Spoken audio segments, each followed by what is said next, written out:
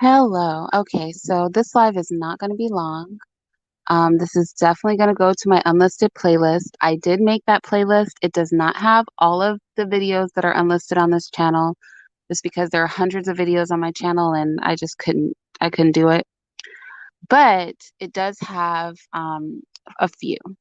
And so this is probably going to go either to my unlisted videos or it's going to go to um, my patrons and my members. I haven't decided yet. So I did a poll and I'm going to hasten. I'm going to I'm going to say some things that are going to be very triggering, but I'm bringing them up because I want us to have an honest conversation like as women and as men.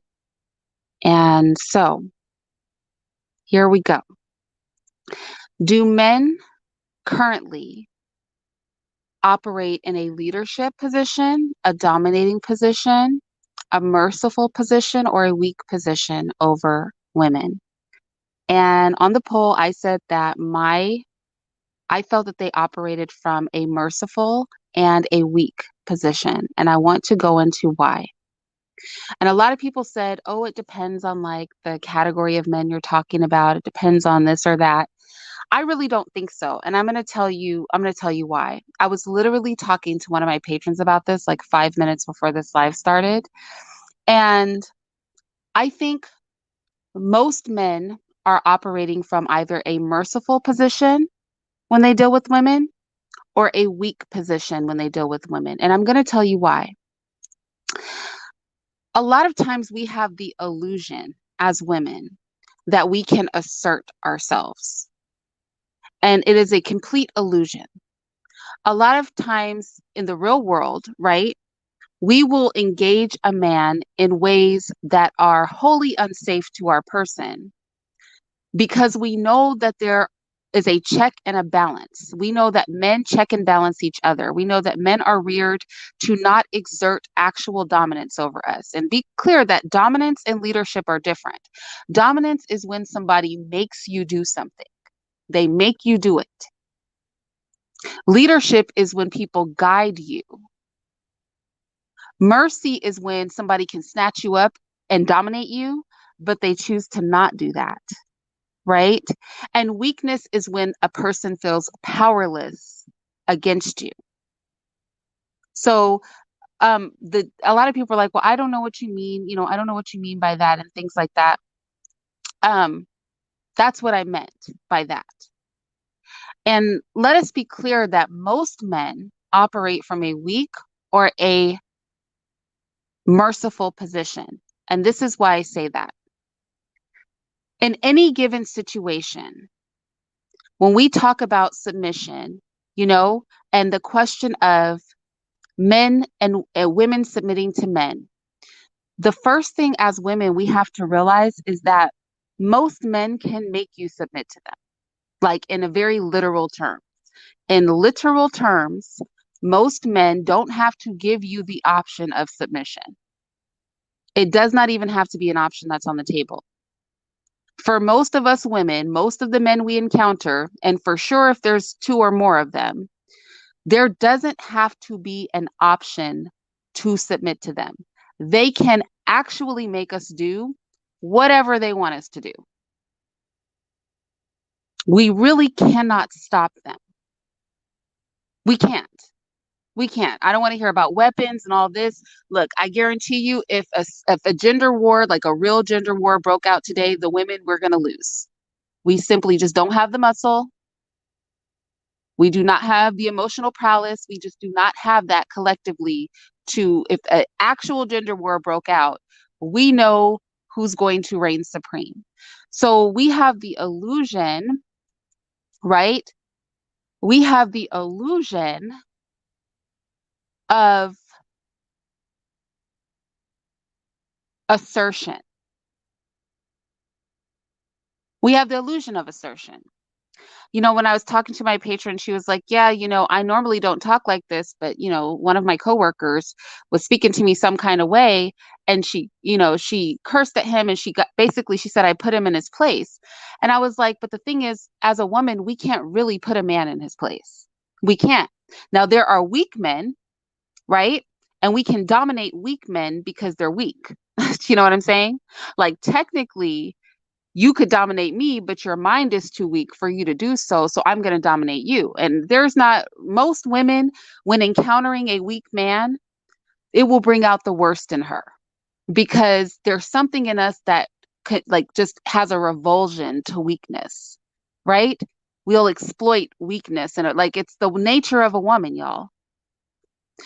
But there are a lot of men who will they're physically capable to Miles wonder, honestly, why are you guys so obsessed with Cynthia? Like, does her mere presence, does her mere presence get you in your feelings? Like, that is a sign of weakness. Can I just throw that out there? For Cynthia just to literally be present in the room and immediately just draw your attention and your energy is a sign of weakness. It's a sign of weakness. It's not a good look.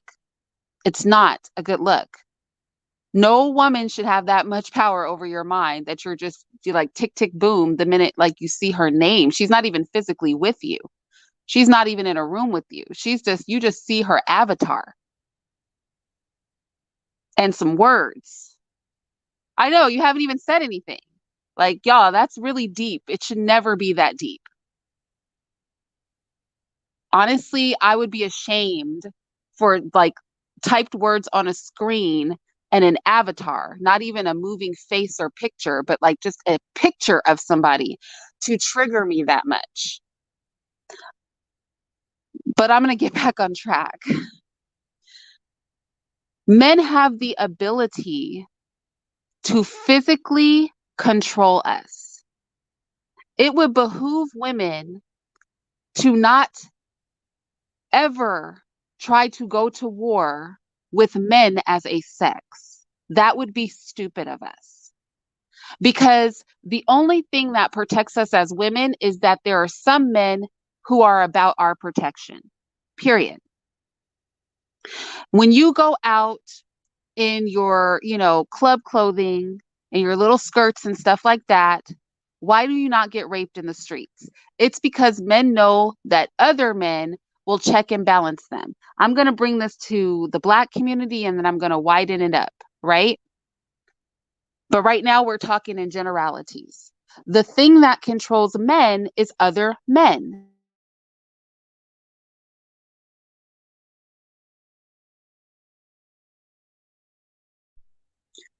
The thing that controls men is other men. We don't control them.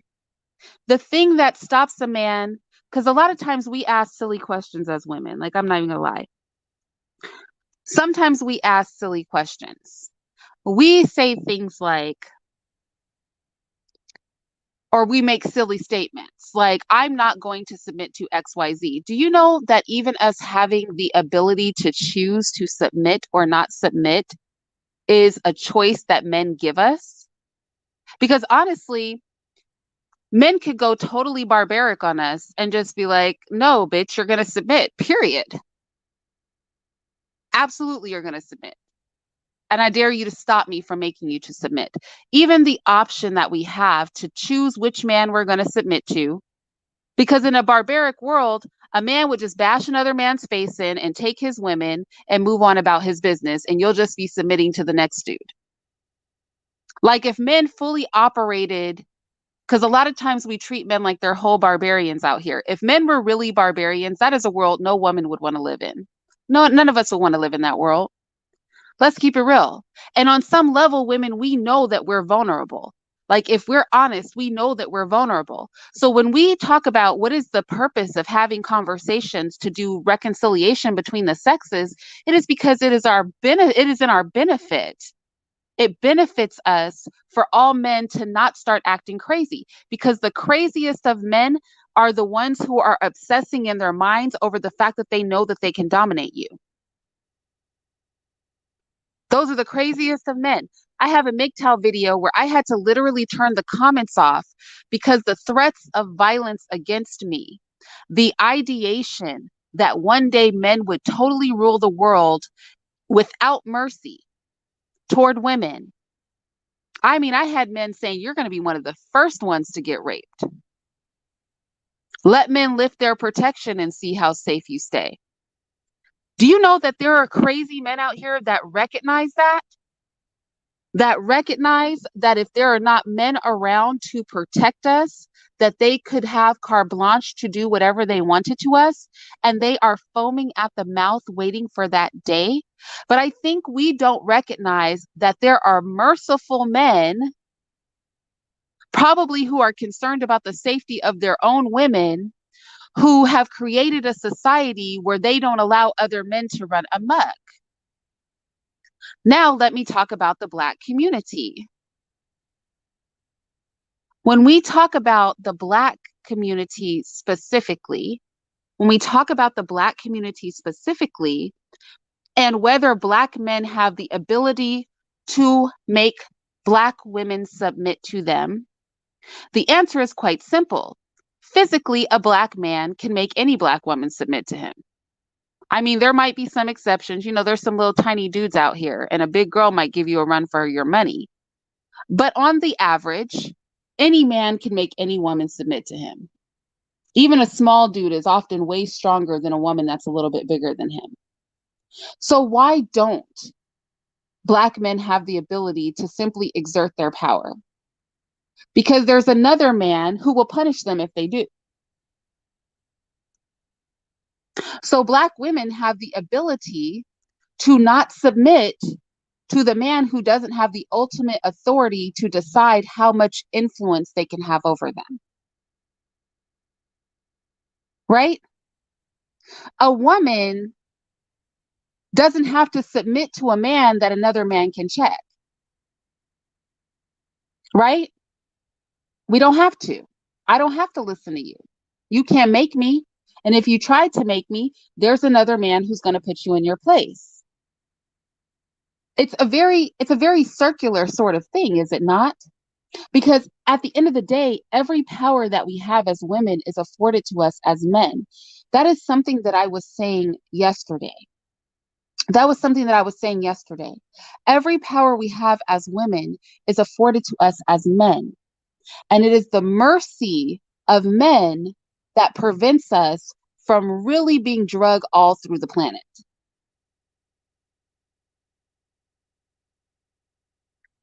It's the mercy of men that allows you to be screaming and hollering and maybe throwing a few things. And he just really doesn't just snatch you up and stop you physically. And it's the penalties that are laid down by men in power that prevent some men from doing what they really want to do, which is just not have to deal with any of your crap.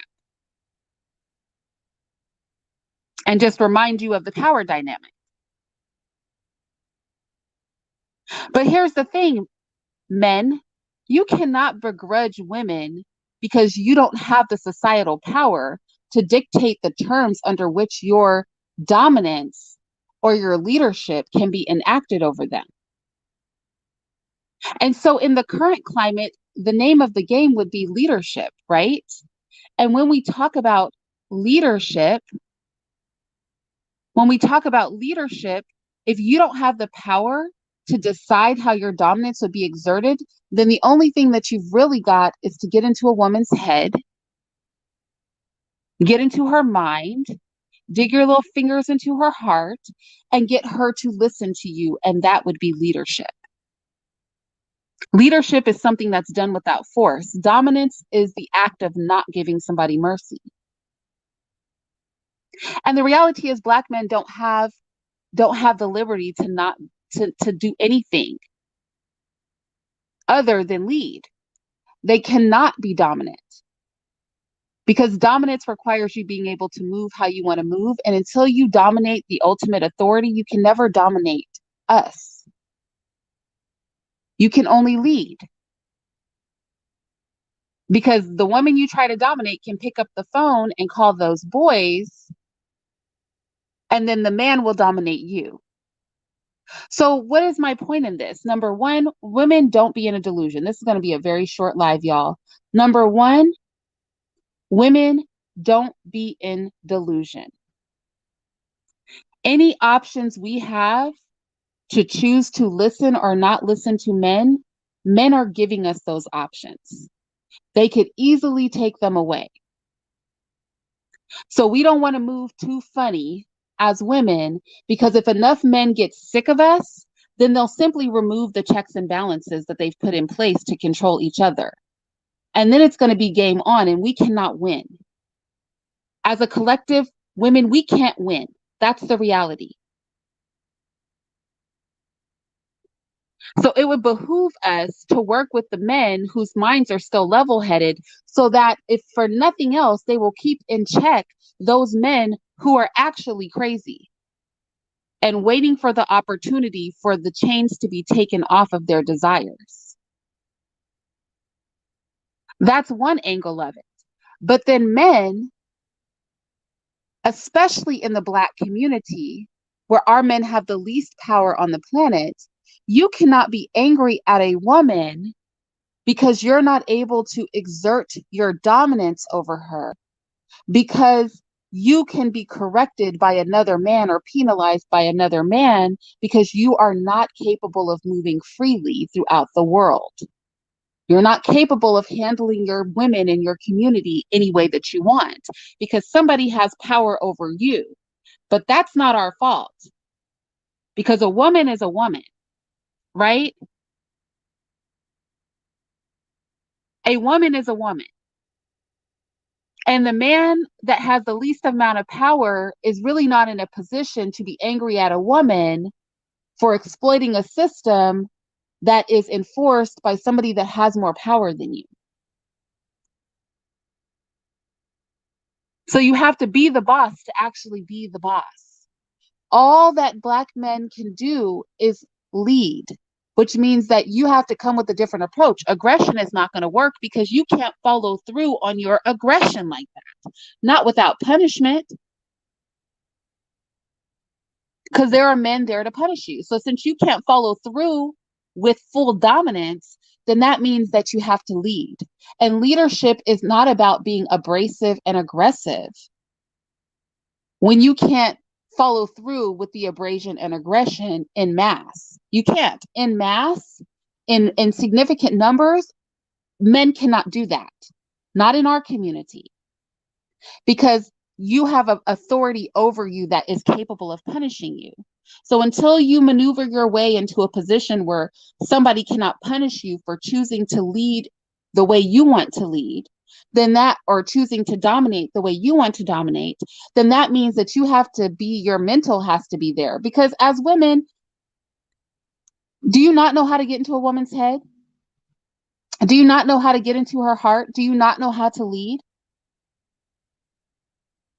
Many men do. But those who don't, which brings me back to the weakness, right? There are some men that are weak and they feel helpless when faced with a woman because they don't know how to lead. So they operate in weakness. And that causes things like yelling at women, cursing them out, being in your feelings, like because you feel helpless. You know, a little kid, you know why little kids throw tantrums? Because they feel helpless. It's like they have all these emotions and all these things they want to do, but they can't do them because they're small.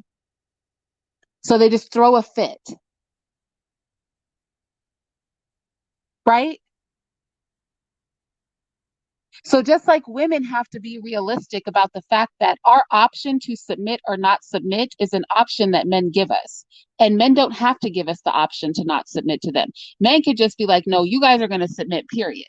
And if that means that we're going to have to let men do what they do, then that's what it's going to be. And then women, we can't stop them. Just like we have to be honest about that, that ultimately men have total control over whether or not we even get a choice to be submissive.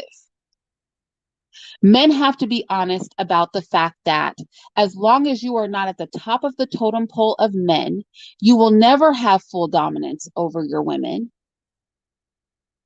You can only hope to lead, and those who cannot lead are weak.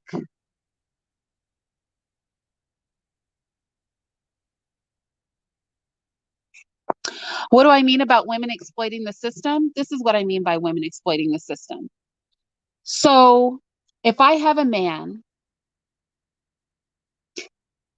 if I have a man, okay, let me give another example, something I really saw. The other day I saw something where a woman was literally like yelling at the top of her lungs and like going off. And sometimes women, they'll throw things or get up in people's faces and stuff like that, get up in a man's face, like how we get bold with men as if we could really win a fight with them. Now all a man has to do literally is snatch you up. A man could slap you, just slap you real hard and make you pass out. As a woman, a man could just take his big old man hand and smack you down, and then you might just be unconscious for a few minutes, right? But why don't men do that?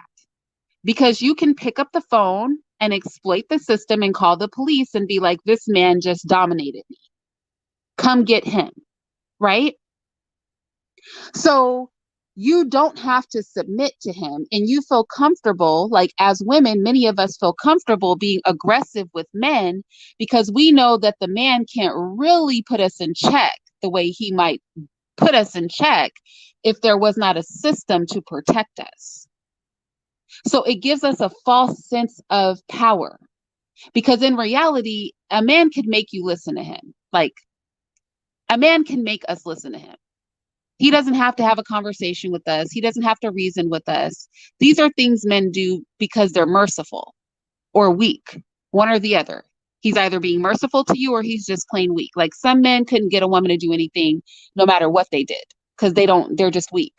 Other men could really check you and think about it, but then they just are like, I'm not going to even do that to her. Like, those are the men who will literally just walk off and not even listen to you. Like, it's going to be me snatching you up. It's going to be me exiting the room, right? So he just exits stage left. So that's what I mean by exploiting the system, is that there are systems in place that allow women to move in ways that are unnatural, right? We have systems in place that allow us to feel that we have options of how we deal with men. Nobody's going to jump into a lion's cage and just start wrestling the lion, right? Because you're about to get bitten, eaten. But women, we wrestle the lions all the time because we have men who will protect us. And that comes through the protection of the white male-led system. Let's just keep it real.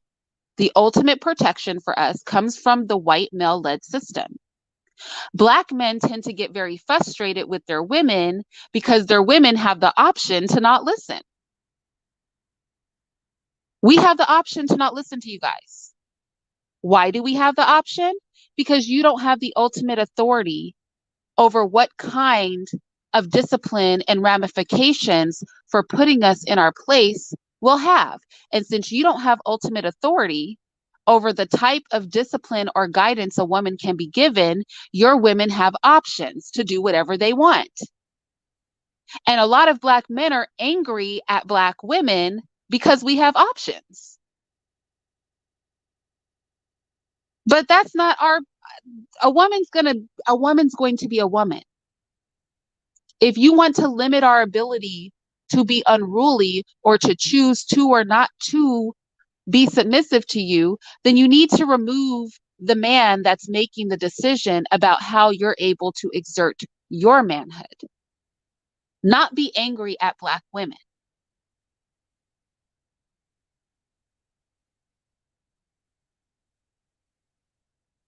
Not be angry at us.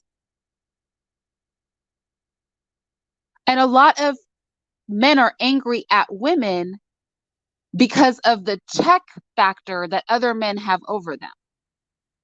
But that is not our fault. As a woman, I'm sitting here acknowledging that honestly, I'm 5'2", you guys. I'm not that big. I'm 5'2". I'm like 132 pounds. I'm a teeny tiny thing. There's not a man around who really can't dominate me. Let's just keep it real. Any little lip service, mouth smack I give to a man Really, he's letting me do it because there's no man that's looking at my little tiny butt thinking I'm anything intimidating. He doesn't really think I have a choice. He's just giving me options. You know what I mean? He's looking at my little tiny self like, this little girl. You know, that's how men are looking at us. We don't recognize that, but they're looking at us like, technically, I don't have to listen to you.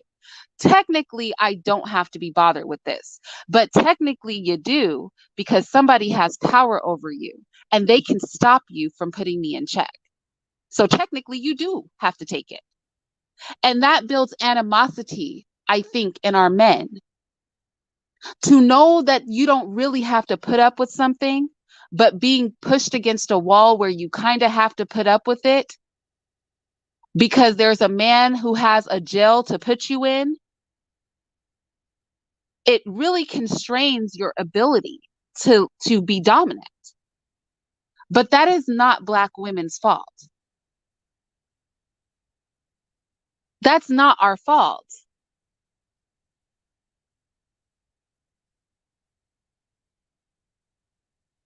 It is literally not our fault that you guys don't have the power to make laws that allow you to dominate with more freedom. And I'm not saying that physicality is the domination that is needed. I'm saying that the constraints that men feel on how they can deal with women depend on who is making the laws and what power that they have. What do you mean it does not? Kaylin, if I put the link in the chat, will you come up and tell me why it does not?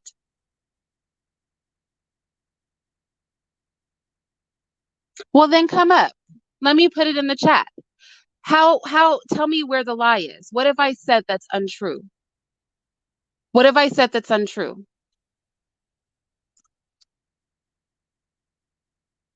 Come up and tell me. What have I said that's untrue? Tell me where the lie is in what I said. Do men not have the ability to physically dominate women?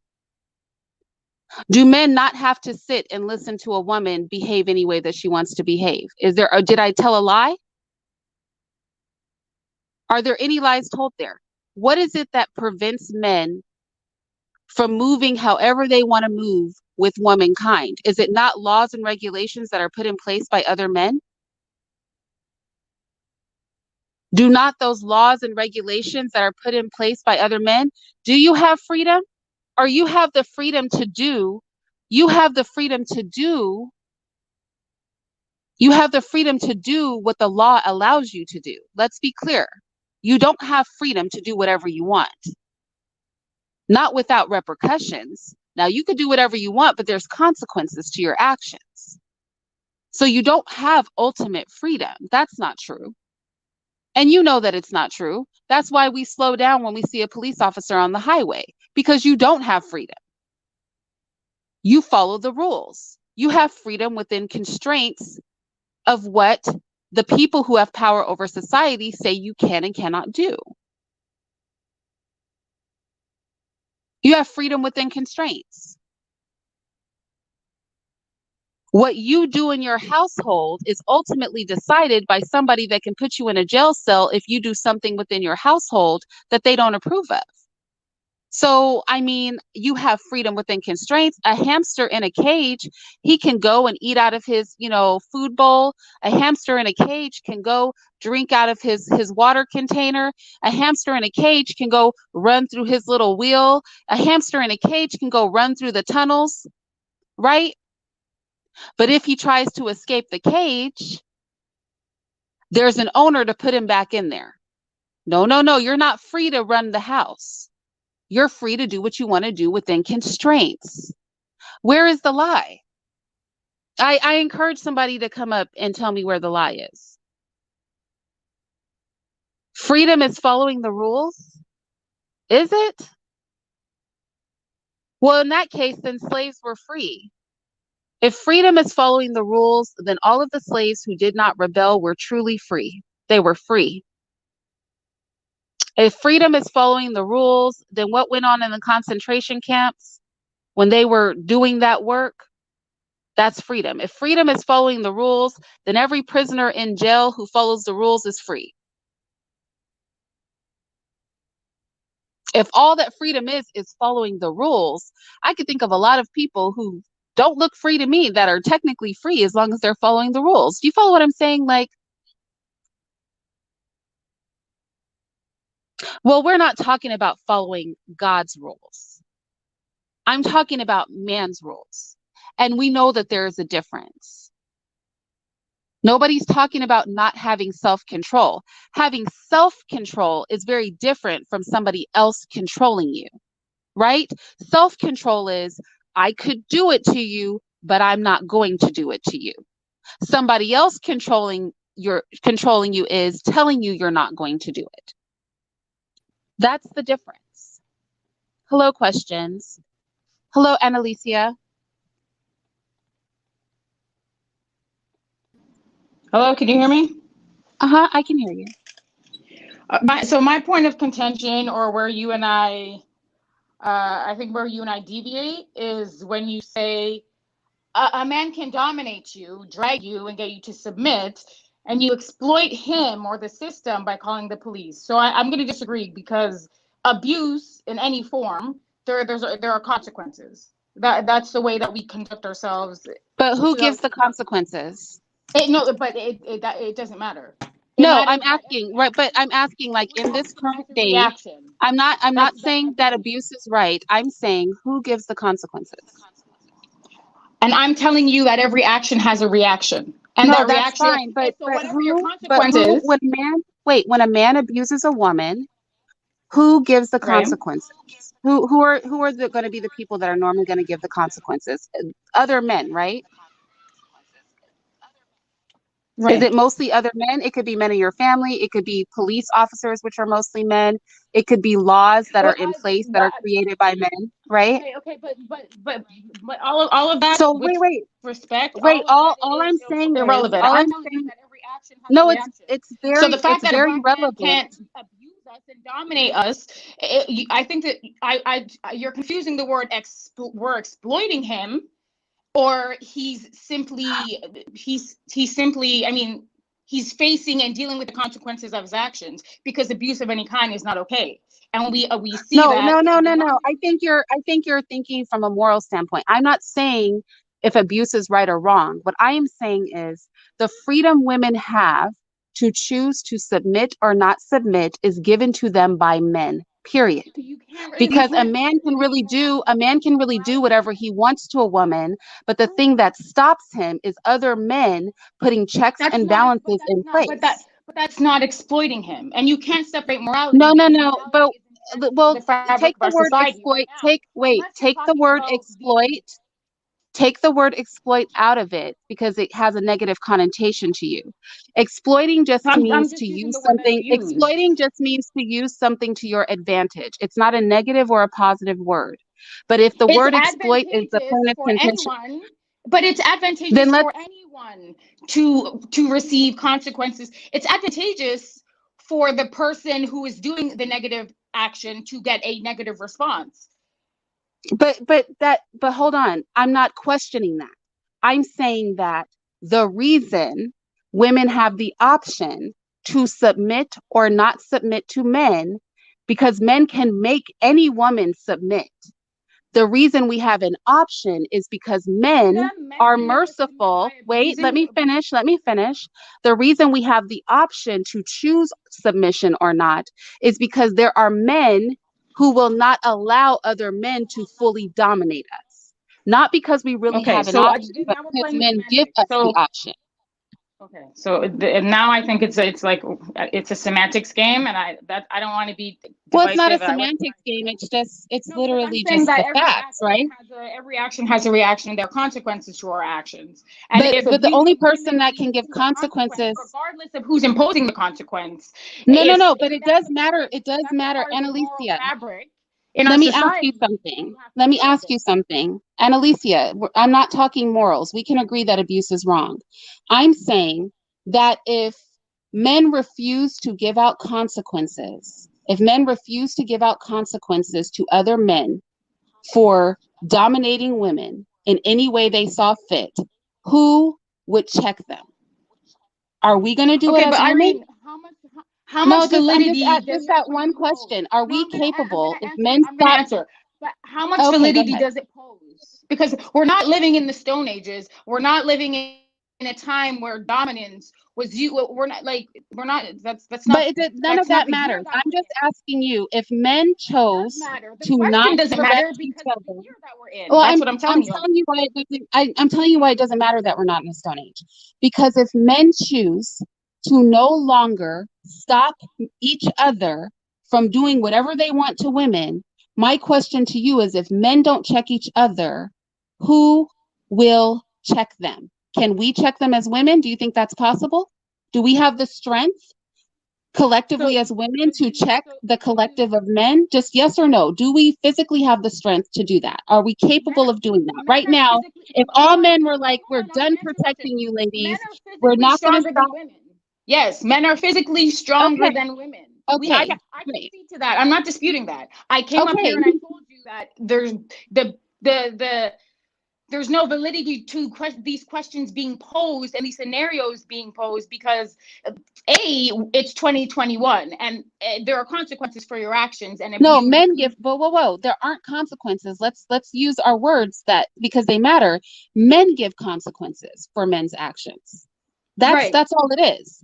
Men give consequences for men other men's men give, actions men give consequences for whoever's for delinquent behavior, of and other that men. and Yes. but that's why it's 2021. That's why we're able to No, advance that's with called science. mercy. That's called mercy. That's called consequences. No, that's called mercy toward us because men don't have No, to give each other consequences. And if they don't give each other consequences, there's nothing we can do about it. that's called adhering to the laws of the land.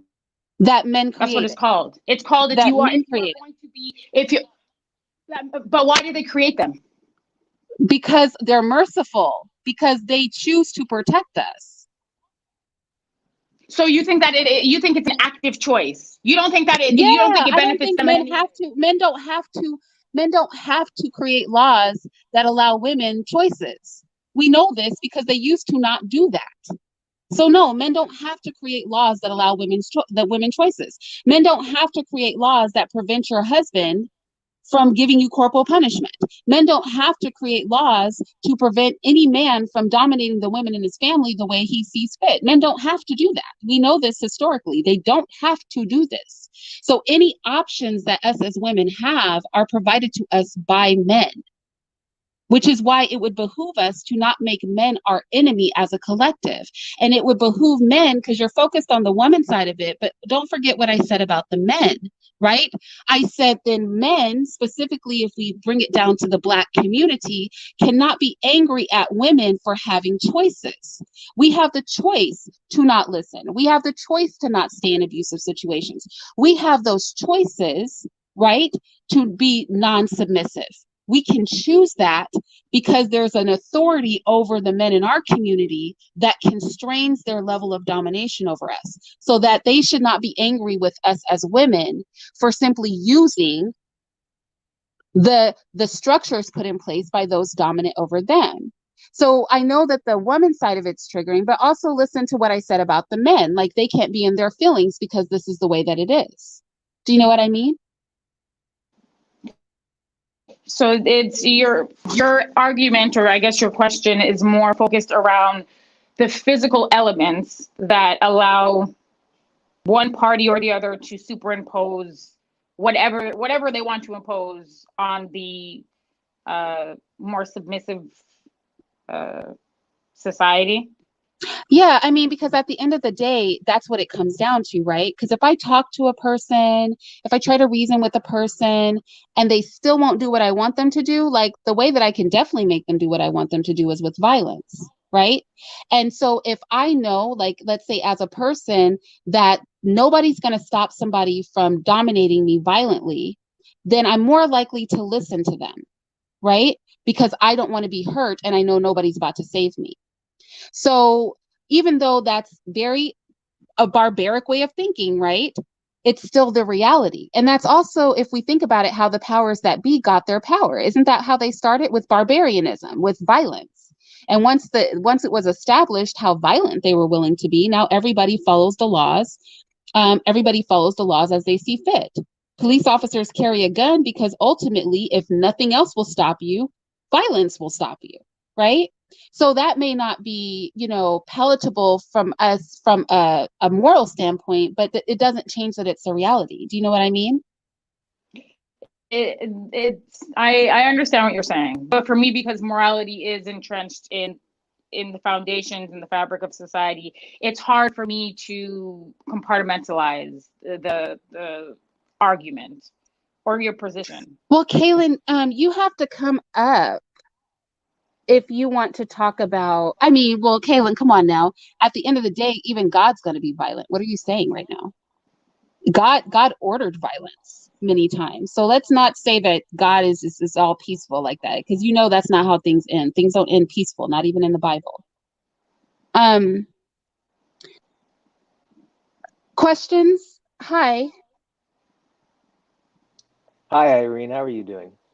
I'm fine, thank you. Okay, so I do have three questions for you. Mm-hmm. My first question, okay, in your opinion, would you agree that within the non-POC community, the women there have the same ability to exert authority over men in the way that you've suggested for the Black community? Absolutely, they absolutely do. But there is a difference. Okay, could you expand on that difference a little bit? Because at my current level of understanding of your, I don't want to say argument, your analysis, it seems like it's a false racial issue. It's more of a social issue than a racial issue. And when I say issue, I think that's the wrong word as well, because I'm not at all suggesting that we should be using dominance rather than leadership. Hope that's clear. Yeah, leadership, I think, is the right way to go about it. Yes. Okay, so Uh, what's the difference in your mind with the white woman's exertion of that authority versus a Black woman's? right. Okay. And So, let's use an analogy, right? So, let's say that I have a household. All right. I have a household, and you come to stay with your family as a guest in my home. So I have, my family there and you have your family there. Let's say men have a household because I need the person on top to be men. So a man has a household and another man brings his family and they're staying within the house, right? So there are rules of the house. And ultimately, everybody in the house has to follow the rules of the man that leads the house, right? So I might have a way that I feel is appropriate to deal with my family when I am in my own home. But when I step into this other person's home, he might say, okay, well, that's not allowed in my house. So my wife has the ability to be protected by the rules of that man's house. And his wife has the ability to be protected by the rules of his house. But the difference is that his wife is his wife. My wife is my wife, but they are both appealing to the ultimate authority of his rules. Do you see what I'm saying? And that would be the difference.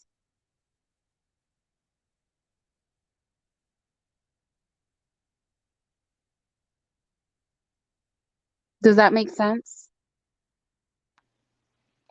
yeah, I'm just digesting that. So you're saying that ultimately, since the powers that be are not from our community, then our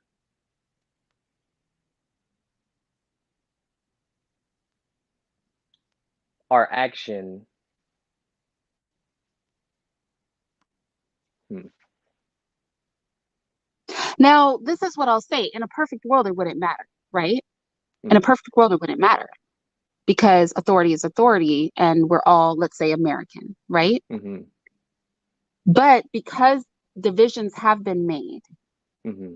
by nothing that we did, and because Mm-hmm. society doesn't operate with that level of equity and equity or Mm-hmm. equality, right? Mm-hmm. Then we can't simply remove Mm-hmm. those delineations for this particular conversation. So Mm-hmm. I keep them intact for that. Also, because within the Black community, there's a discourse going on between Black men and Black women that is very race specific, which is about the submission or lack thereof of Black women.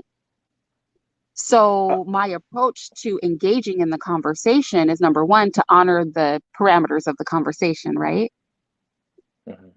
And then number Okay. two, okay, so do you see where I'm going with it?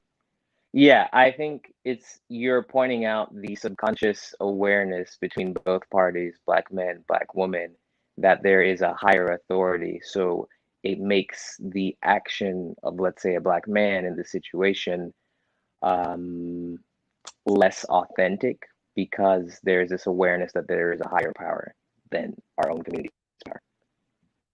Is that what you're saying? It means that the frustration, I hear a lot of Black men saying, you can't cause a woman to submit. You can't, they talk about what they cannot do. And my thing is the options that women have for how they move in society, when we talk about feminism, when we talk about all of these things, those options are afforded to them by a higher authority. So to be Mm-hmm. upset with women for using the covering of the higher authority makes no sense. If you have a problem with it, you need to have the power to then dictate the laws, right? So a lot of Mm-hmm. men don't like, and I agree with this, that a woman could get an abortion and murder his child without his consent, right? But if Okay. you don't have the power to change that law, then you are forced to acquiesce to a higher authority. And what they have decided is going to be the ability of you to dominate or have control over that situation. You cannot be angry at the woman for laws that a man created that you are incapable of usurping. It's not the woman's fault. But this is the discourse that's going on in our community. And I'm just saying it's a silly discourse. Because number one, Okay. we know that women can't really stop men from doing anything. And number two, whatever perceived freedoms or choices women have are afforded to them by men.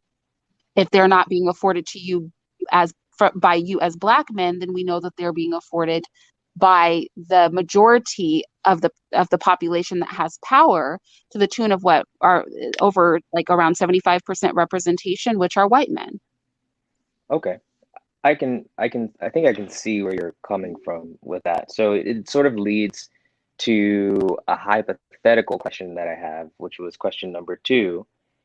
And I think that will be my last question for right now, which is, so you started off this conversation with a poll, and you said that you think right now, irregardless of racial background, Mm-hmm. 50% of men are merciful and then 50% are weak in their relationship towards women.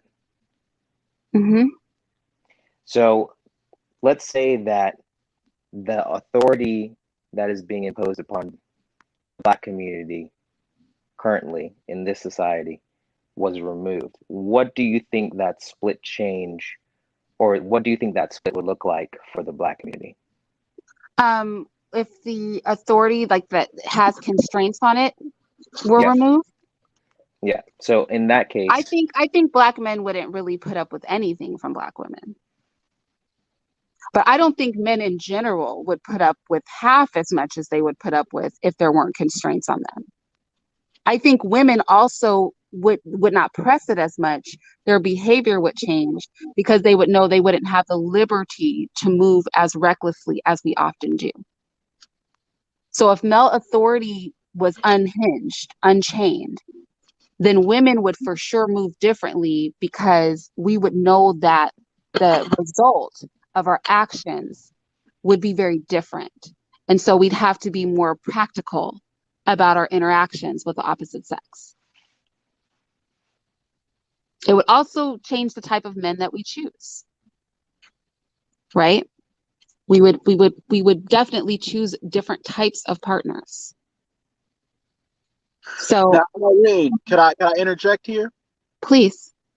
Yes, let me say this, Irene. First of all, in the early 20th century, okay, it was black men who set up the first um, uh, national business convention for black women so that black women could get into business and make money for themselves. It was Madam C.J. Walker's, okay, black husband who gave her the startup company to start her hair company, become the first female millionaire, not the first black female millionaire, the first female millionaire, period. Black women was allowed to become the first female millionaire, period, because the black man gave her the money to do it. Okay. It was black men and black businessmen who put together money to finance, okay, the first black female aviator. Okay, it was black men. It was who went out into the street and who did sit-ins and who got beat up by police and all this and that. Okay, and so that black women could have jobs in corporate America. Okay, no, but nobody wants to talk about that. Nobody wants to talk about all the things and the sacrifices that black men made, okay, so that the black women can be in this position that they're in today. Another thing, you want to talk about, oh, well, the white man has a jail to put you in, and the white man controls the police and all this and that. Let me ask you this. Back in early January, okay, when all them fucking you know who was up there was trying to get into the Capitol building. Who held them all back? Who held them back? Huh? What race were most of the police officers that was in that Capitol building? What race were them that held all them motherfuckers back? And they didn't have no National Guard backing them up. It was just them and them crackers. All right, and they held all of them back. So this idea that, okay, the black man can't protect me, and okay, we need, well, all those black females. I don't think protecting the authority of somebody else is a good example, but I That's understand what you're saying. I would agree that black men are physically capable of dominating other we're other mentally groups of capable men, as well. but it's not being done. So I can't qualify that.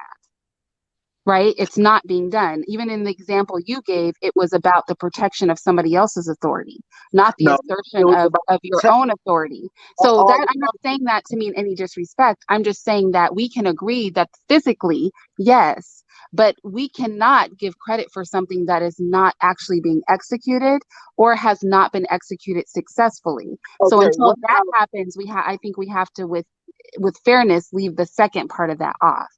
Okay, what about that other black female congresswoman a couple months ago, when them white boys was saying it was gonna kill her and stuff, and then brothers came up in there with the guns and shit and escorted her into the Capitol building? What about that? Right, Huh? but were they in battle with somebody? It's wonderful that it's wait, let me stop. First, were they in a battle? No, they just walked her into the Capitol, and white men were walking around with guns too. You can walk around with guns in open carry states. So they were following the laws of the land, but that is not exerting dominance in society. The fact of the matter is, No, Irene, the fact that of the matter is dominance in our very society. presence as black men, okay, is the dominance.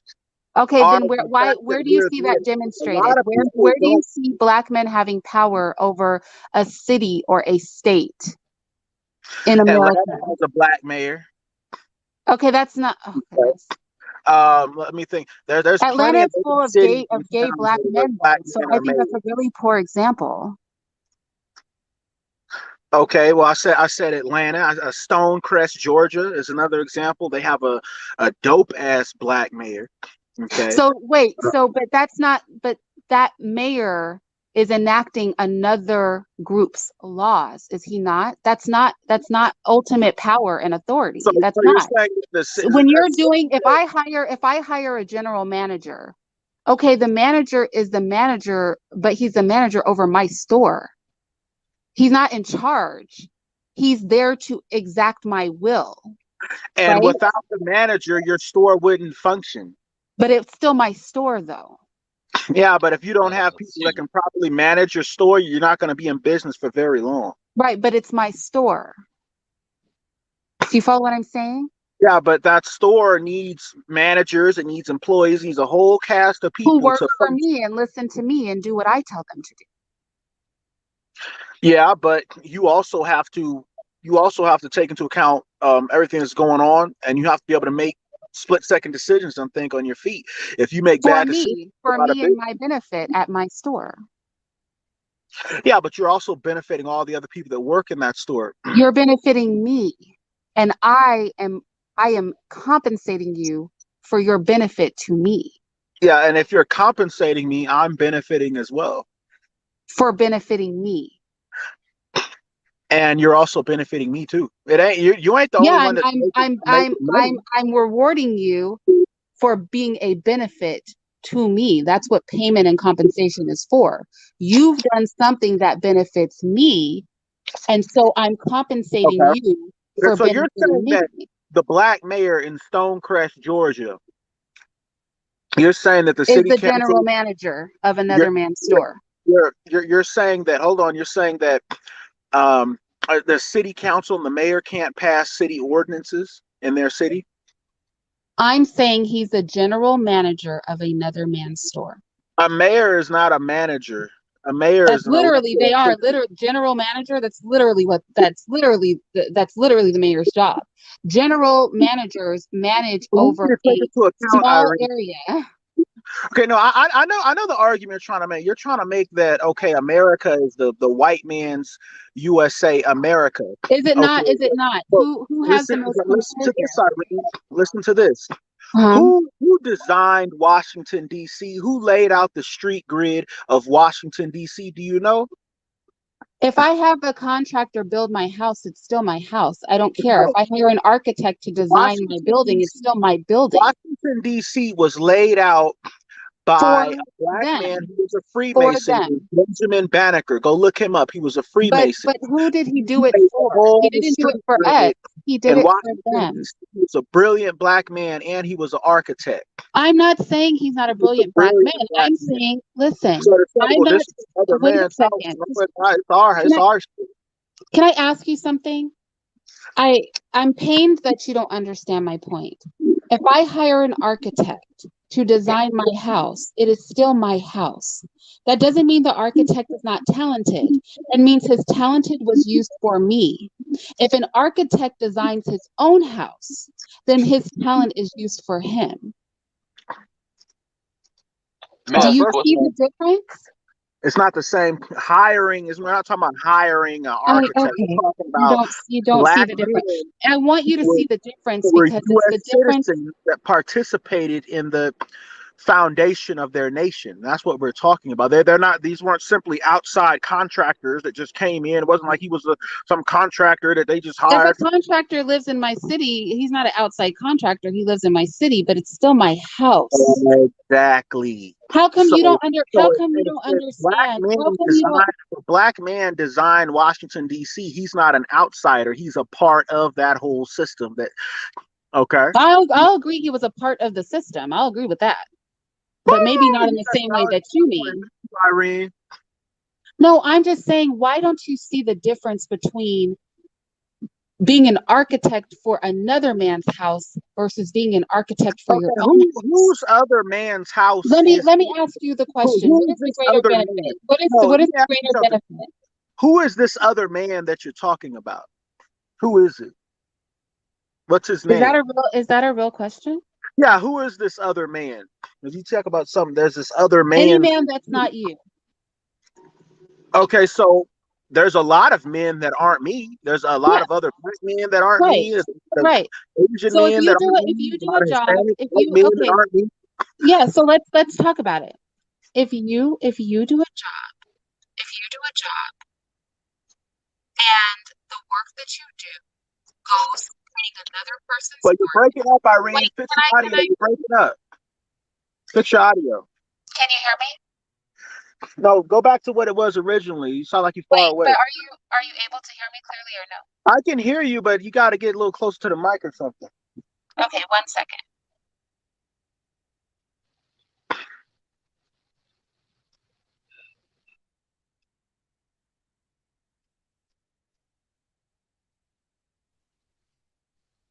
Okay. So, Hello? yeah, can you hear me better? Yeah, I'm here. Okay. I hear you. So, so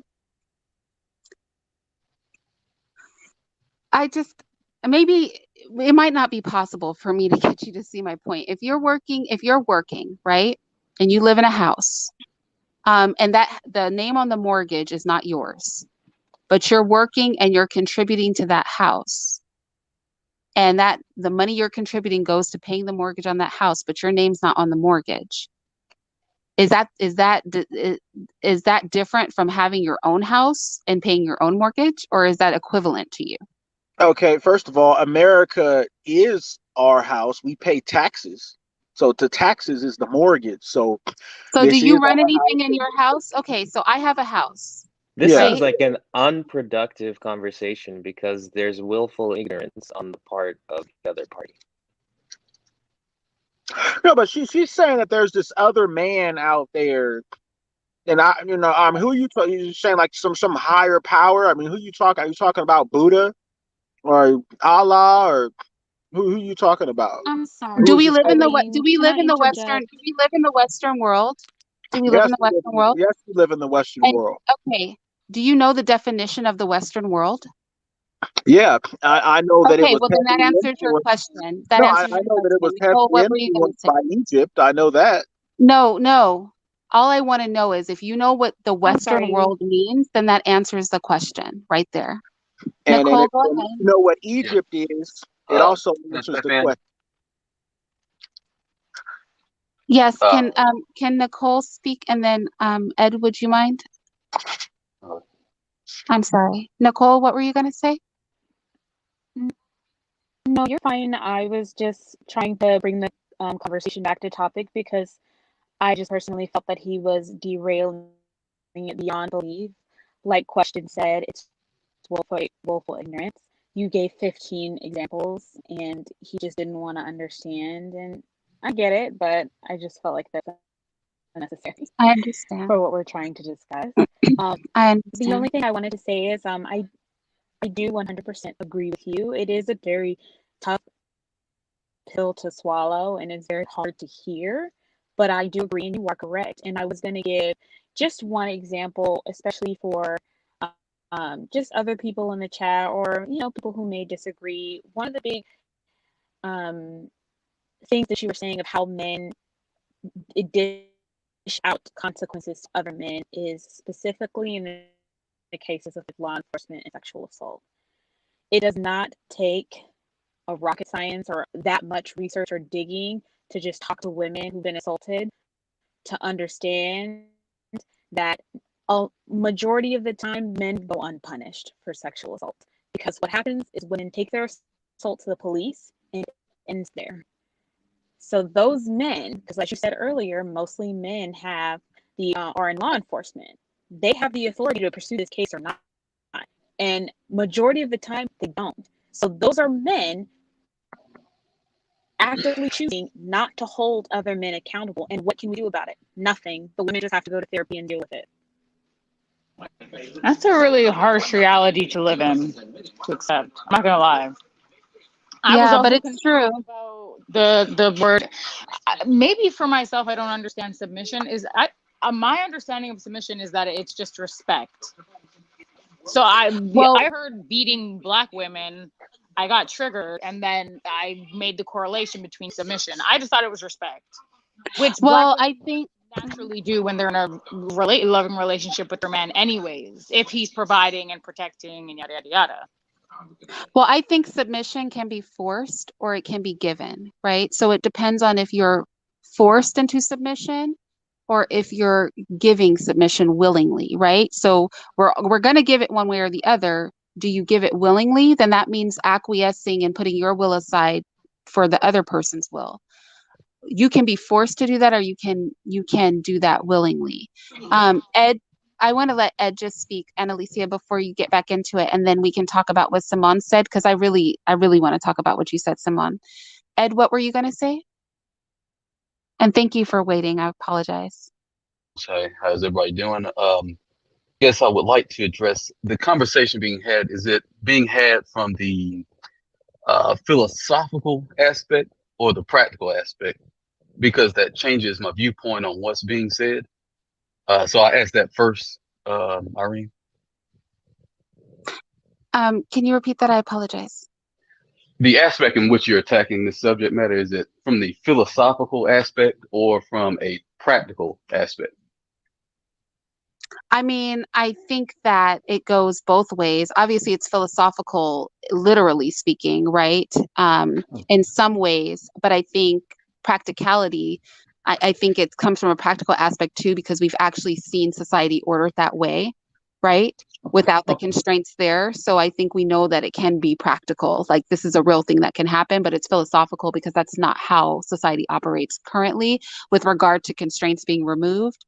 But it's still practical in the aspect of it where we talk about the actual structuring that society has right now. So I think it's an emulsion of the two. Okay, I can understand that. I would say I wouldn't disagree with you from a philosophical aspect. I do think what the brother was speaking on earlier, there was an example you made when you were talking to well, he sounds younger, younger gentleman earlier. That I guess the only thing that I took away from it that maybe I may have seen an issue with is the idea that the guy who brings you into his home and you own it, and then my family comes in and we live, I guess maybe on his property, and he has a certain structure of rules. I can see that making sense in that application, but when you take that application and apply it to what we have, which is why I kind of asked if it was practical or not, that same guy has to follow those rules. So when he brought about the question, what about when, let's say, the white man's woman does that to him? Why doesn't she have that same issue that you find in our community? I think that the question kind of really still stands for that guy, unless we're saying there is a reason beyond the fact that laws exist, that level of respect can be shown to him. Because my next door neighbor is a white guy. He can't do whatever he wants to do to his wife. The cops will come get him the same way they'll come get me if me and my girl get into an altercation and I slap her down. So I do think that obviously maybe if you're talking about a different class of person, they may have an opportunity to maybe pay their way out. They may have a way to skate by the rules, but those people also don't necessarily make the rules. And if we're only talking about those that make the rules, I mean, then you're no longer really talking about a group of people per se, melanated or non-melanated. You're talking about a elected group of people that have very specific positions in places to make decisions on how rules are made. And those people, really comes down to it. I mean, if that's what we're judging it by, I mean, everybody's kind of under that rule of thumb.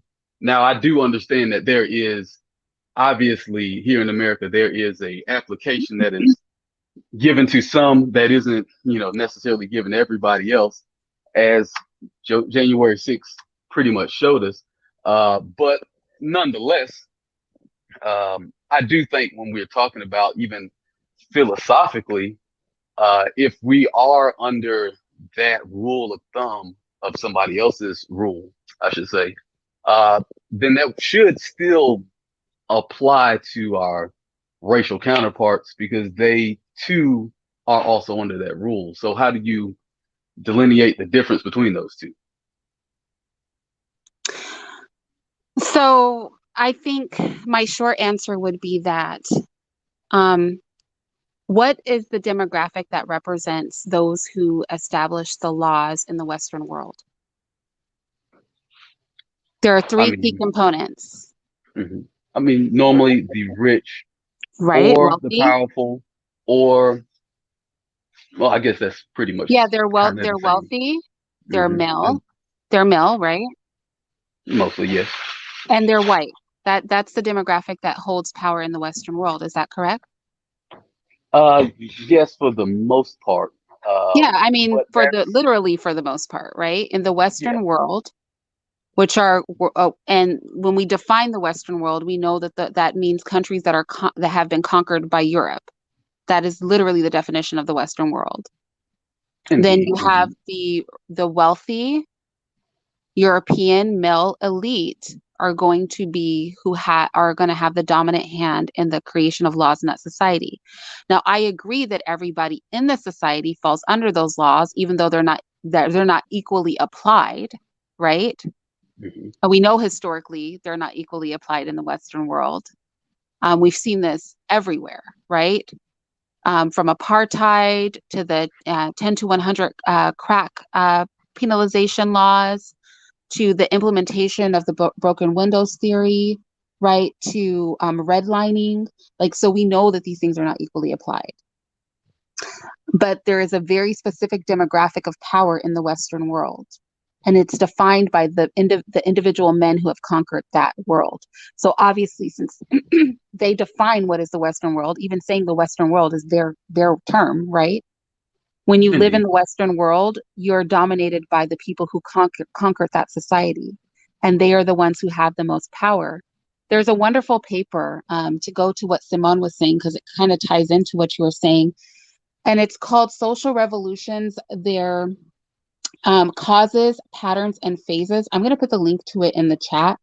I've actually used this paper and some others in my cognitive liberation videos, and it's really worth a read because it really goes into the comment that Simon made, which is if America doesn't belong to Black men, there must be something we are excluded from doing. What is that, and what are we excluded from doing? So I'm going to protest that statement two ways. Number one, my house is controlled by the adults, right?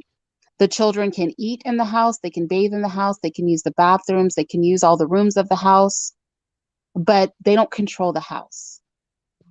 Utilizing something does not equal it being under your control or something that belongs to you. Those are things that are afforded and can be taken or removed at the whim of the person with the power.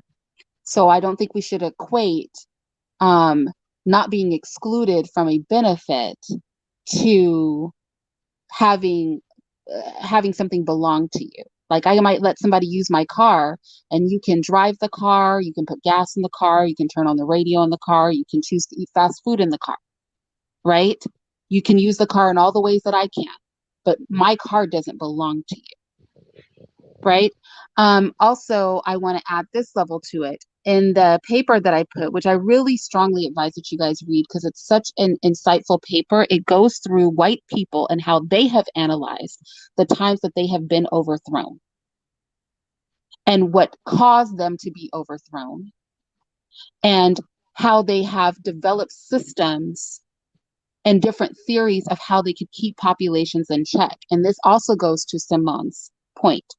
He said there must be something we're excluded from doing. If you read the paper, they talk about representation, that one of the best ways is to have a level of equilibrium in people's minds about representation. If you fully exclude people from feeling like they have a voice in what goes on in a country, they will try to overthrow it because they will become disgruntled.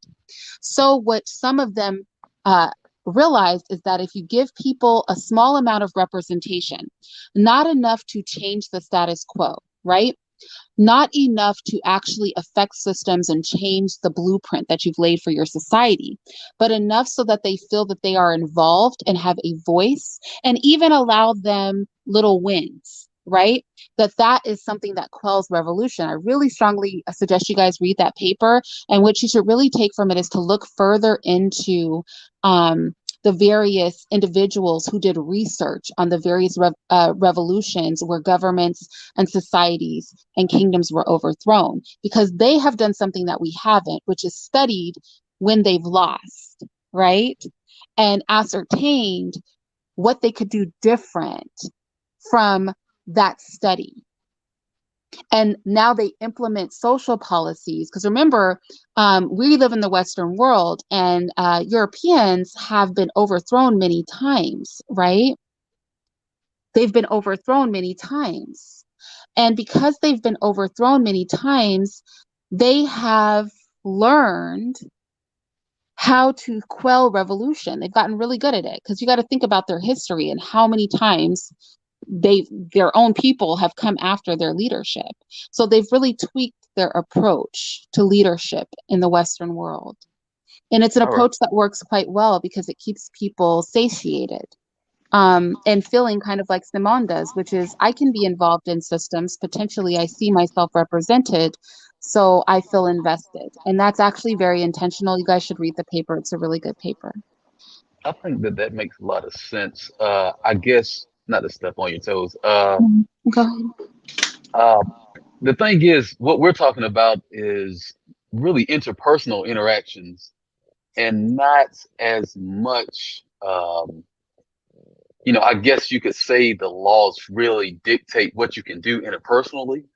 But from how I see it, and probably how most black men see it who have a lean towards maybe feeling as though they are not maybe in a position where they are respected by the women due to whatever it is, if we're going by the parameters of the conversation, because of the allowance of the laws allowing them to do whatever it is, whether it's put them on child support, whether it's test their, nuts, so to speak.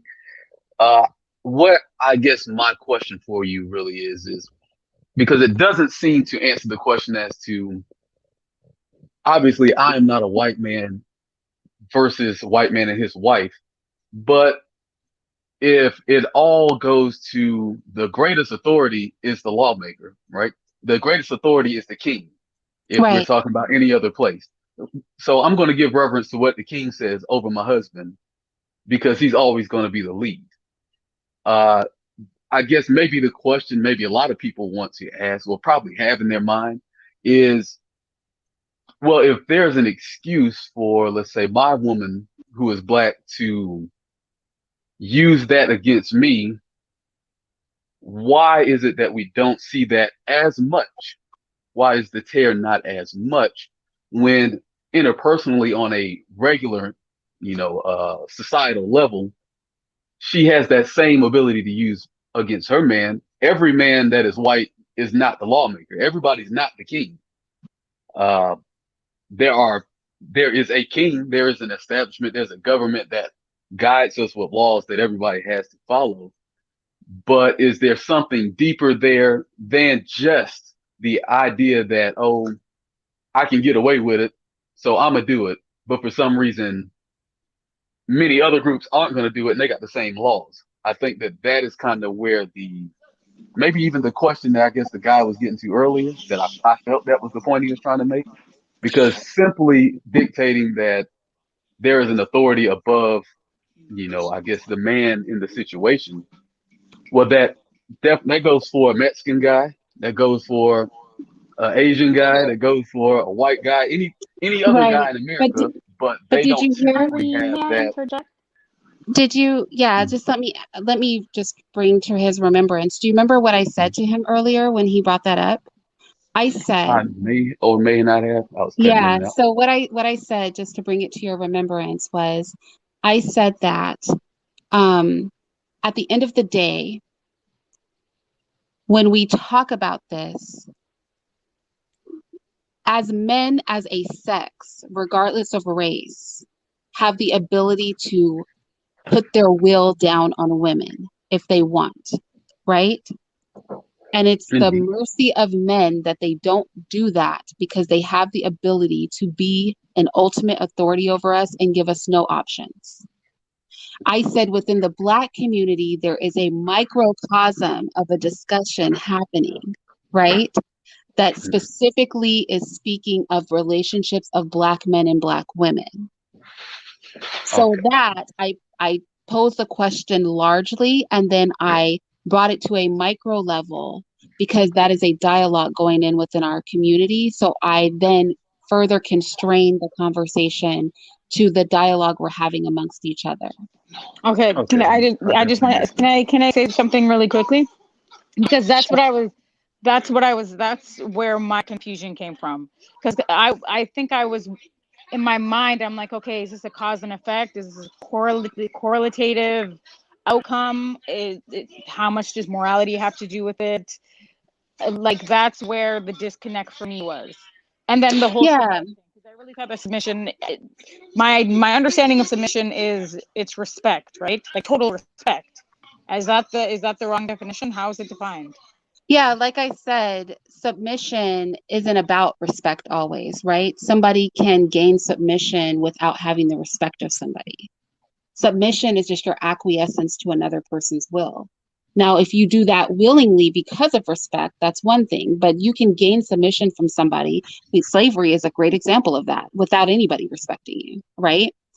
But they still acquiesce to your will, right? Because you force them to, or they allow themselves to be forced to. I also want to talk about the salt of the earth thing because a lot of Christians are up in arms in the chat, I noticed. Number one, let's start here.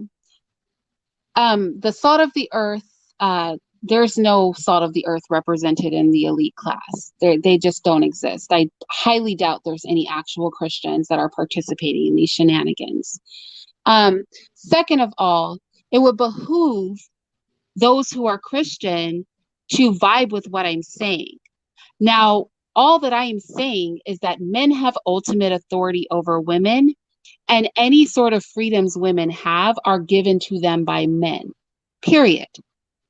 And even though it makes Christians uncomfortable that I say something like white men, not because there are no white male Christians, but because we know of the degenerate ruling class, that is who makes up the largest.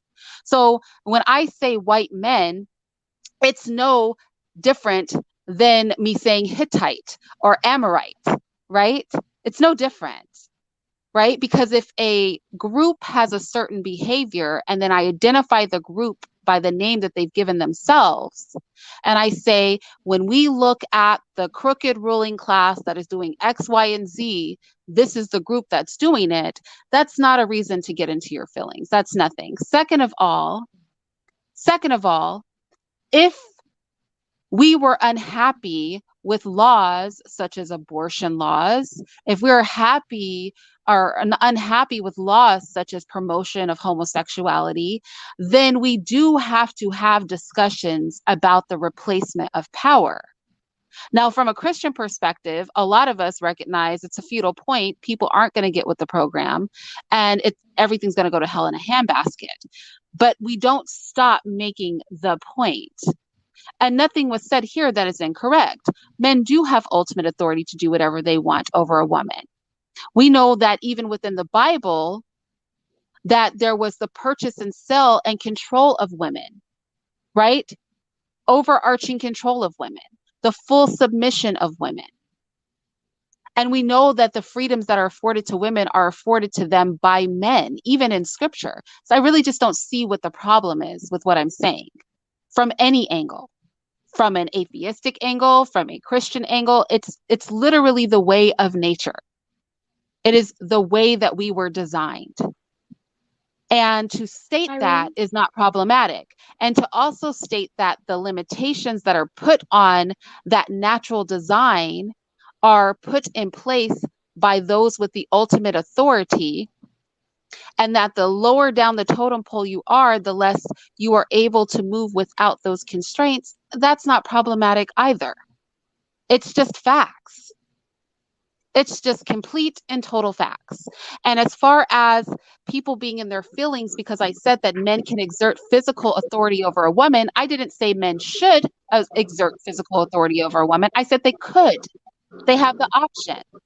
And so, yes, men can be merciful, which is where I started this off, is that men are merciful toward women. because they could just snatch us to and fro and not listen to anything we had to say, and they have done it historically. So mercy obviously is a part in this, right? Because men don't have to deal with anything from us.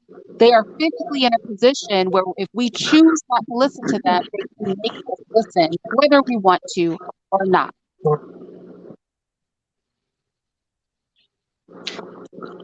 All right. Well, reality is that okay? You're saying that there's this man out there, that has is um is able to exert this authority and all this and that.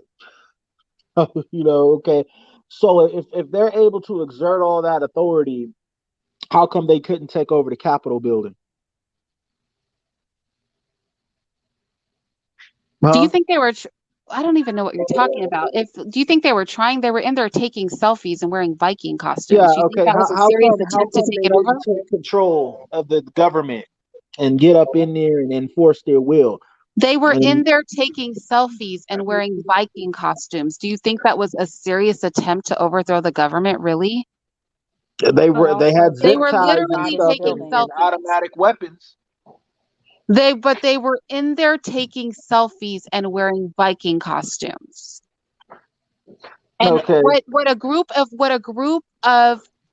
group oh wow. Like I can't even believe that you think that was a real attempt to take over anything. Yeah. Uh-huh. Yeah. Well, Like basically, you're that's saying that what's crazy to me. it's And they let them in the Capitol. It's not even like they broke in there. They were and allowed to go in there, and then who they was went in in there. It there wasn't to like meet one or them? two people taking selfies. Like they were literally like they were at a rave or something. No, and In let me ask you costumes something. and taking pictures of themselves and posting them on social media. That doesn't sound like a revolution to me.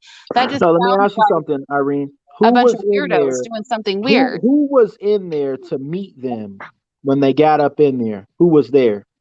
Who was standing guard? Whoever was told to be there. No, those black male Capitol police officers. I can't do this They with were you. also I That's who white. was cannot there. They I were can't also do it with white. All right. you. I That's I I'm gonna who say, held the line. brother, Especially I with the love white yeah. you. photo. I love you. I can't do it with you though. I can't go for round two of the same conversation. We literally just had this conversation. That's what was there. And what them crackers do? What did they do? What did they do when black men were protecting the Capitol Yeah, for what did they for do? the What them crackers do? 75% white ruling elite? Is this a There, real there was question? nothing they could do. They were That's not not a able to real take question. over That's the don't government. They that's not a failed. real question. They lost. All That's right. I'm not a gonna real say thanks, Yeah, he's Irene. in I here gotta I step love off you. and trolling. do some work. I feel Appreciate like you letting me I up. thank you for coming up, Ed. I think we have to end this conversation. City of All Truth, right. brother, you are a beautiful soul. I think that And so are your you. So are example is you. really bad. No, you're a beautiful soul. What I think what you're doing, Irene, is you're trying to construct this. Like I think you were talking about Europeans being overthrown in history or something like that. Did you say something to that effect?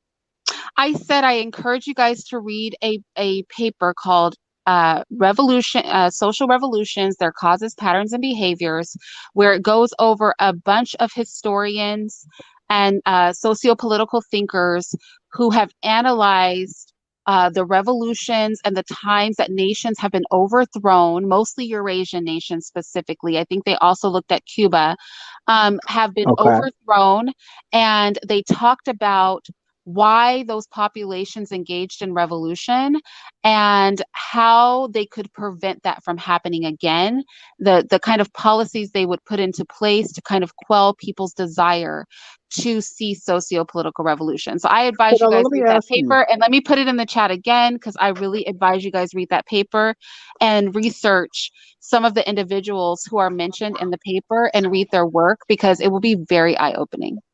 I think I'm familiar with some of the literature. A lot of the based on my discipline, a lot of what I had to learn and with respect to the topic has to do with assimilation, aggressive assimilation, and how that ties into um, all of this. Because assimilation Yeah. is a part of it. It's an integral part. Yeah, it really is. And it talks about the use of the school system, conditioning to people to be invested in the status quo. You guys should really read it. It's not a fun read per se, but it's a good read.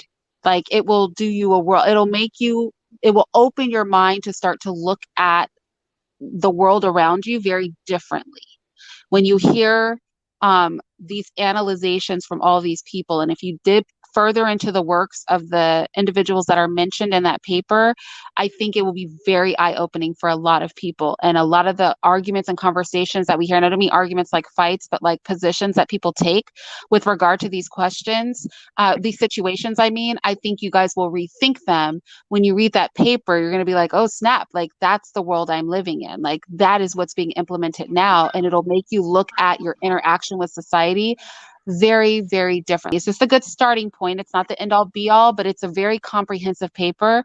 And it gives a lot of references that can really lead you down a rabbit hole of just exploratory research that will help you be cognitively liberated.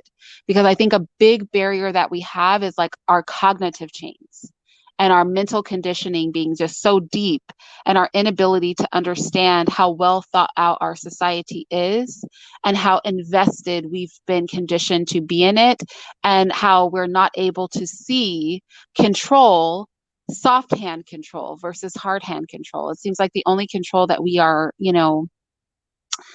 that we are interested in kind of recognizing is when it comes down with a hard hand, right? But you know that for me, all roads lead to socio-political revolution. But I wanted to discuss this, division between the sexes that I see happening in our community, and that is fueled and enabled by the status quo. And it really just should not be so, right? So I know that I said things that made some men uncomfortable, and I said things that made some women uncomfortable, but I don't think I said anything that was not true. Even if it causes discomfort. And it wasn't for me to promote one thing or the other. It was for me to just get us thinking about the reality of our situation, because sometimes we so hyper focus on each other and our interpersonal relationships that we lose sight of the bigger picture. And there is a bigger picture. Well, Well, let me that's just say definitely this. sucks for me, Let me just because say this, Irene. that created a lot of psychological discomfort, and I just created a video dragging degenerative men down to the pits of hell. So now I'm gonna have to recalibrate all over again, even though I still feel like I'm right, but that just sucks. Well, no, I think definitely, that's the purpose of discourse, right? Is that we all have a starting point, even myself, and then we listen to each other, and then we're able to recalibrate our thinking with that new information. It's not about agreement, but we can take something from these discussions, even if they're contrary to like our personal beliefs. Like I said, myself included, that's all of us. And that's why it's such a beautiful thing that we have such a diverse space on this channel, is because it allows us to hear a viewpoint that is different than our own. And every time we have a conversation with each other, so many different viewpoints are brought to the table. And it's important, because if we're going to unify as a community, we're going to have to unify with people that are different than us.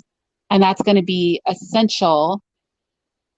That ability to listen and communicate and hear and be open to opinions that are adverse to yours is essential for us as a people. And it's something that we seriously lack. We really want to be in an echo chamber, and that's very problematic. Let me Nicole? ask you something. Yeah, Let me ask and I something, just wanted Irene. to finish Yes, on see go if hold ahead. on. Speak. Mhm. Sorry. Oh, It was okay, yeah. Let basically me just ask to something. Why do we need? Wait, Uh, is it okay if Nicole speaks? I'm sorry, oh, Steve. Does she? I didn't realize. I thought she was gonna let me speak. I'm Yeah, sorry. I think we all have like nobody was clear on what was happening, but go ahead, Nicole. We were all trying to be polite. no, you guys are fine. No, I was just trying to just bring back a point for the gentleman before he left. He made a point to question why don't women of other races basically use the system or abuse it in the way that Black women do. And I just kind of wanted to, just give my final point and head out. I kind of feel like people tend to like infantilize women who aren't Black, and deify them and make them seem that they're a lot softer and more cooperative than they actually are. And I don't know if these Mhm. gentlemen have ever had long interactions with white women or non-black women, but they are very aggressive. They're very domineering with their men. A lot of them can be very violent with their men, but at the end of the day, they still do take advantage of the system in the same way that we do, because they know that if they can't check their man, another man can check the man. So they do the same thing, because at the end of the day, the system works for them just as much as it works for us. They're just more emboldened and more entitled about it.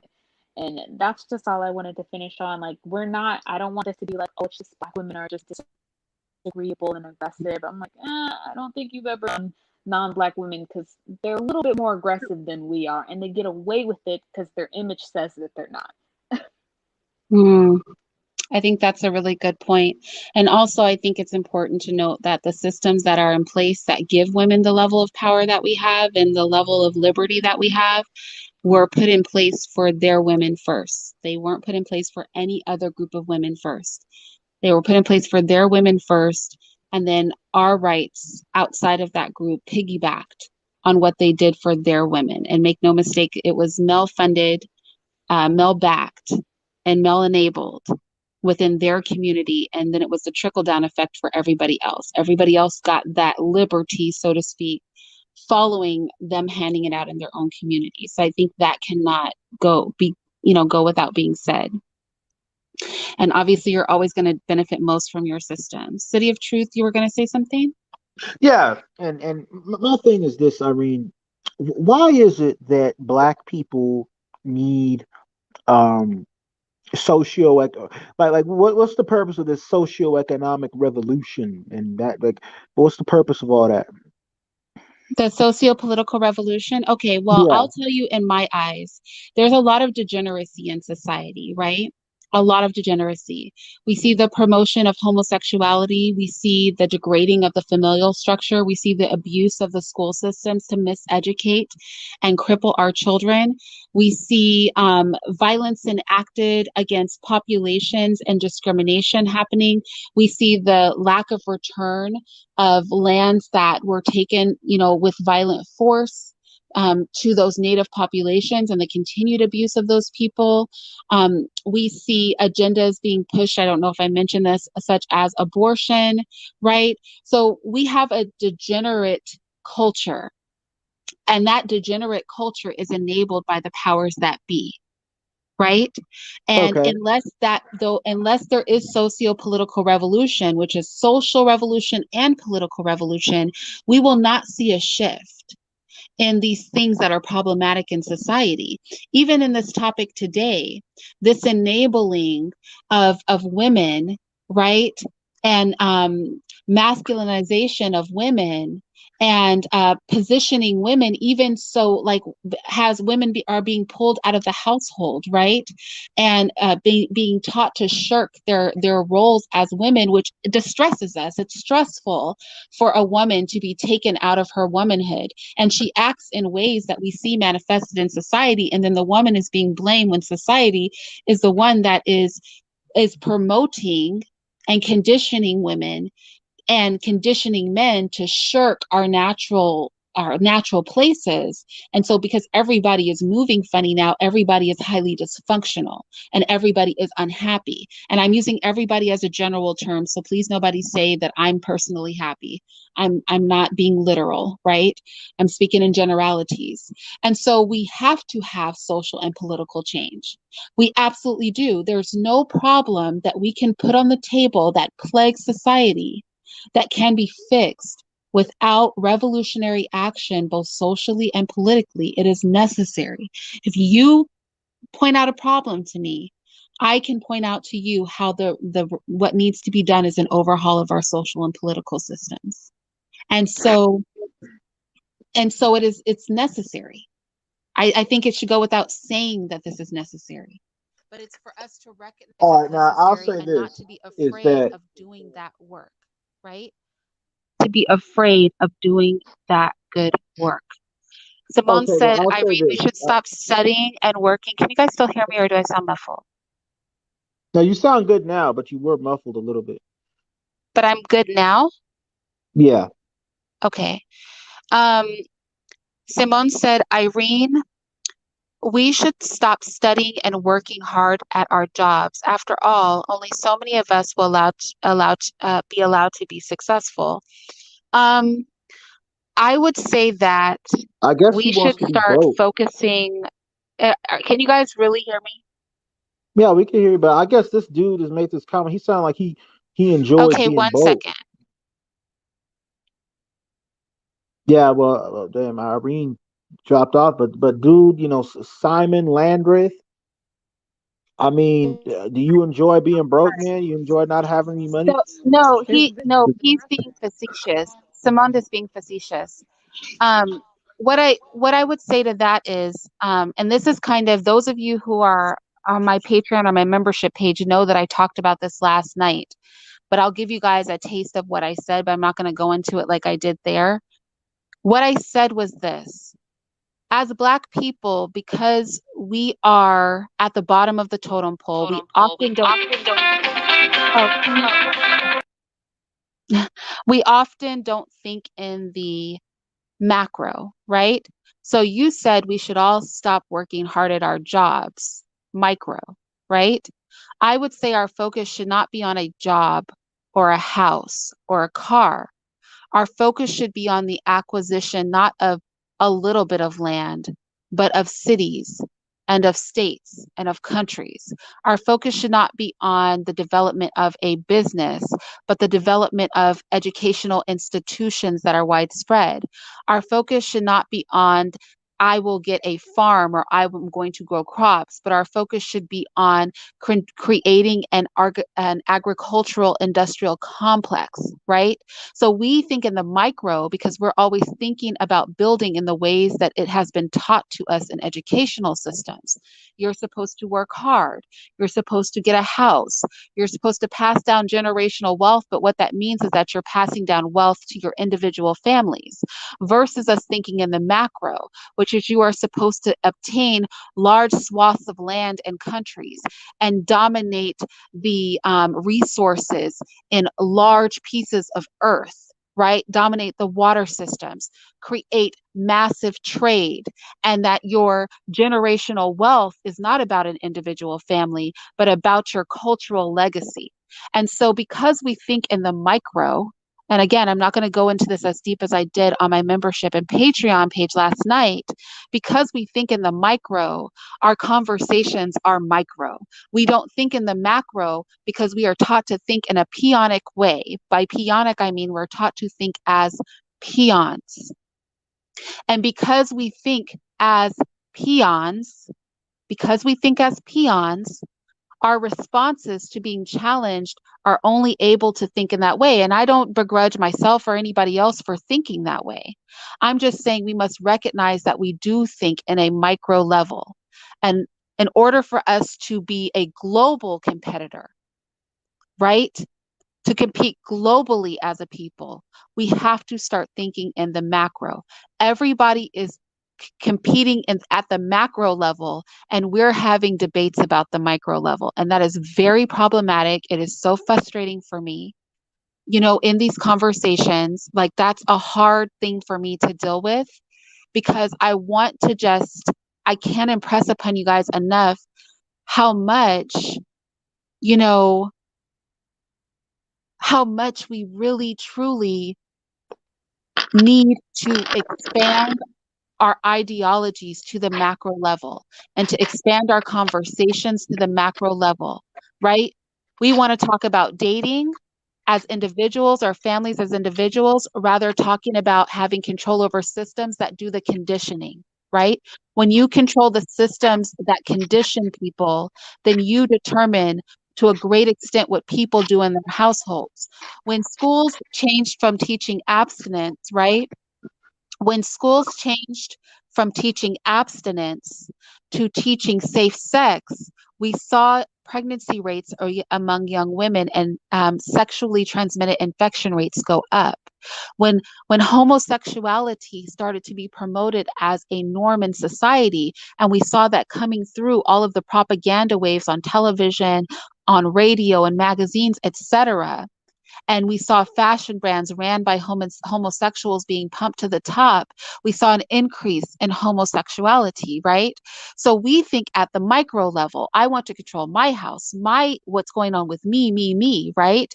But we don't recognize that societal influence is done at the macro level. So the goal should be to control the systems themselves, because that will ultimately give you control over the masses and how our society operates. So we do a lot of bickering, complaining about what's going on in the Black community, not recognizing that we're thinking at the micro level. If we control the very things that influence people, if we can control the constraints, which was the topic of today, the constraints or lack thereof that are on people, then we can control our environment. And we can, to a great extent, control the way that people behave that are under our control, similarly to how we're being Okay, so controlled you now. want to control people. That you're basically saying that you want to become the very thing that you say that you hate. Because didn't you say you hate that you know there's this That's power not out what she's there saying. that's She's not saying controlling that. That's everything not, and first control. of all, there's nothing wrong with control. There always has to be a leader. What are you saying? Things descend into chaos without a leader. Somebody always has to lead. But if you have an inept leader, what do? You replace them. So I Okay, don't so think who is the inept leader? well, if you don't know the answer to that, then I can't Is it answer. is it Joe Biden? Is that who it is? Do you think that I can't? I gotta go. City of Truth. I hope that you come up again. I really hope that you do. Like when I say that I love you, and you really do have a beautiful soul. Like I'm not even being fake about that. Like you really do. But I think we would have like our conversation would have to, like there would have to be so much foundational like discussion between us so we could have a conversation that would benefit us both the most. And I can't right now because I want to go make ginger snap cookies for my babies.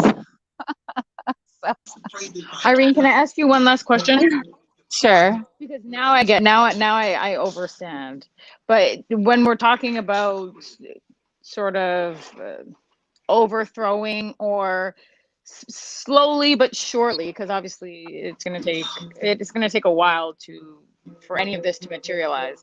But I are there elements on the micro level that are really as important or important in equal measure as the macro, be like it just with respect to the acquisition of land, because you have to have a certain economic status and position socially, so you have to work, like you have to work, and so some of those things that we discuss that are micro in comparison to the macro are probably just as important to like, does that, or is it, No, is there another avenue? yeah, there's another avenue. So you can't chip away at the system.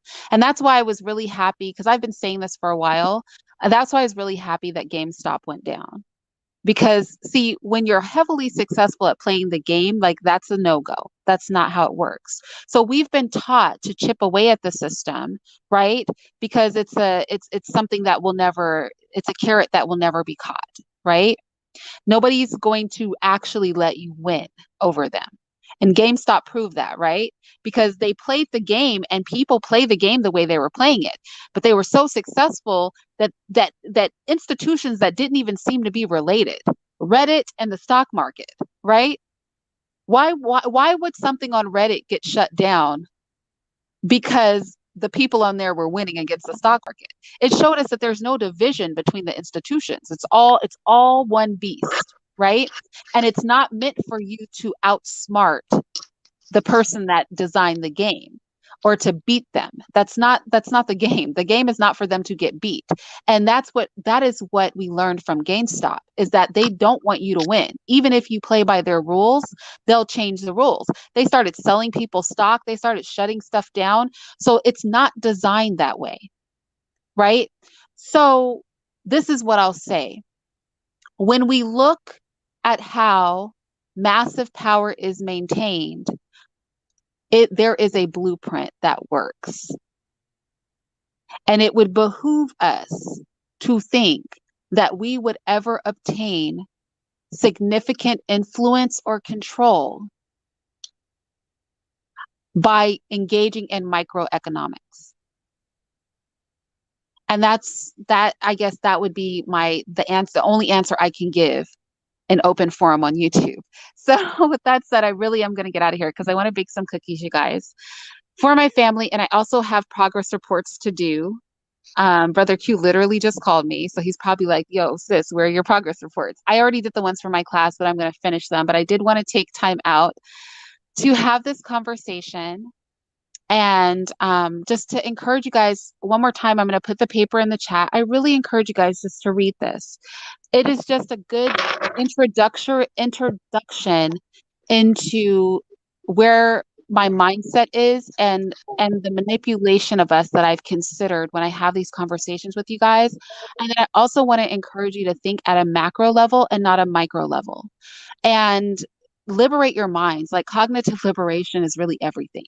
Like that is the most significant thing. And so, yes, I brought up a conversation about men and women because it's polarizing. And I made a lot of statements that I feel were inflammatory toward people, but true.